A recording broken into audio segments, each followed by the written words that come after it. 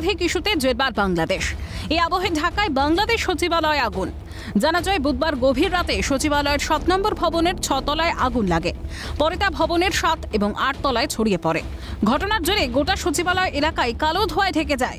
খবর পেয়ে দমকল কর্মীরা ঘটনাস্থলে ছুটে আসেন। দমকলের 19টি ইঞ্জিনকে আগুন নেভানোর কাজে নামানো হয়।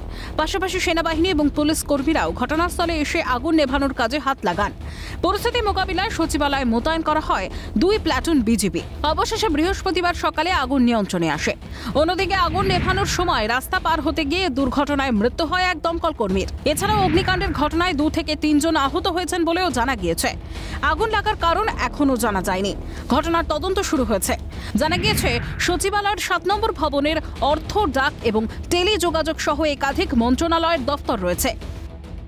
বর্তমানে আমরা আগুনকে কন্ট্রোলে নিয়ে এসেছি। 6, 7, 8, 9 এই 4টা তলায় আগুন ধরেছে। বর্তমানে আমাদের ফায়ার ফাইটাররা দালানের ভিতরে কাজ করছে এবং প্রতিটা রুম সার্চ করে করে আগুন নিভানোর ব্যবস্থা করেছে এবং মোটামুটি এটা প্রায় শেষের দিকে।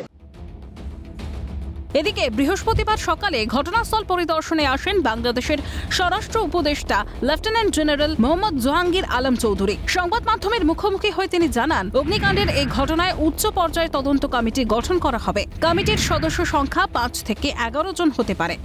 50 মিনিটের মধ্যে আগুন ধরে 6 তলায় এবং আমাদের ফায়ার ব্রিগেডকে 1:52 মিনিটে খবর দেওয়া হয় এবং তারা 1:54 মিনিট থেকে তাদের কাজ শুরু করে এবং সকাল 8টায় আমাদের 8:05-এ আমাদের আগুন সম্পূর্ণ নিয়ন্ত্রণে আসে। আর এটার ব্যাপারে আমরা একটা তদন্ত কমিটি গঠন করে দিচ্ছি। ক্যাবিনেট সেক্রেটারি অলরেডি ইনস্ট্রাকশন দেওয়া হয়েছে, হোম সেক্রেটারি অলরেডি ইনস্ট্রাকশন দেওয়া হয়েছে একটা তদন্ত কমিটি, হাই পাওয়ার একটা তদন্ত কমিটি করে দেওয়ার জন্য।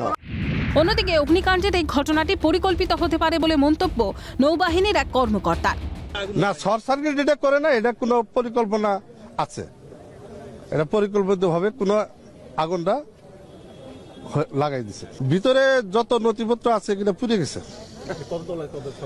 এখন মোটামুটি সব জায়গায় এটা আগুন মনে করেন খুব যেখানে যেখানে গেছে সব জায়গায় পুড়ে গেছে। বাংলাদেশের সচিবালয়ে অগ্নিকাণ্ডের এই ঘটনা নিয়ে উঠছে প্রশ্ন। দুর্নীতির তথ্য প্রমাণ লোপাট করতে কি এই ঘটনা ঘটানো হয়েছে? প্রশ্ন আন্তর্জাতিক মহলের। ক্যালকাটা নিউজ।